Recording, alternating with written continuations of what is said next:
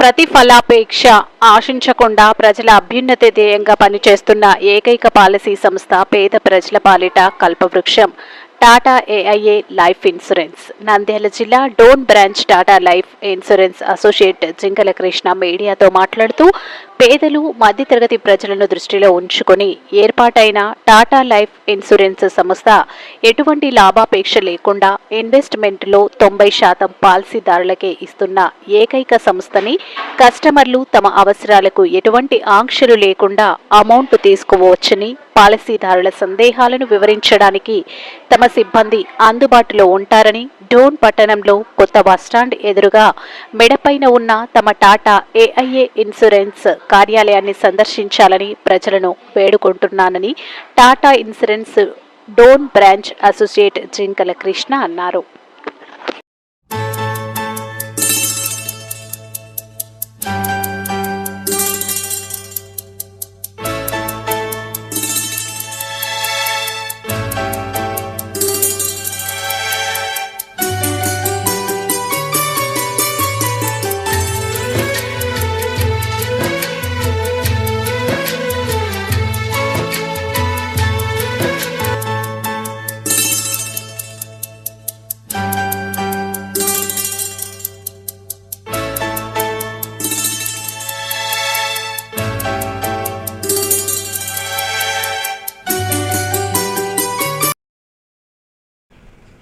అందరికీ నమస్కారం.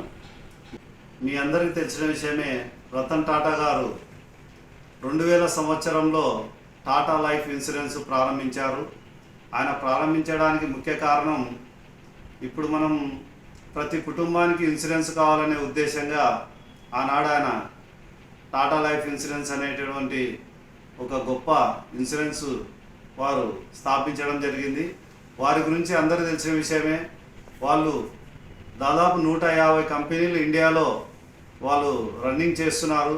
వాళ్ళకు వచ్చేటటువంటి ఆదాయంలో ప్రతి సంవత్సరం వాళ్ళ ఆదాయం నుంచి 66% రూపాయలను తిరిగి మన ఇండియా గవర్నమెంట్కే వాళ్ళు డొనేట్ చేస్తున్నారు.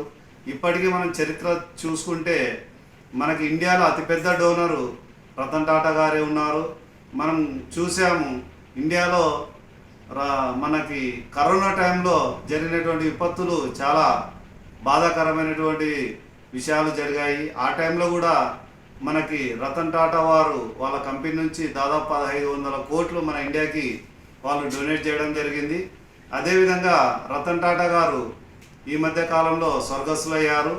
అతను ఉన్నప్పుడు ఆయన లాస్ట్ అంబిషన్గా ఒకటి సిఎస్ఆర్ అనేటటువంటి ఒక స్వచ్ఛంద సేవా సంస్థను ఆయన ఏర్పాటు చేయడం జరిగింది.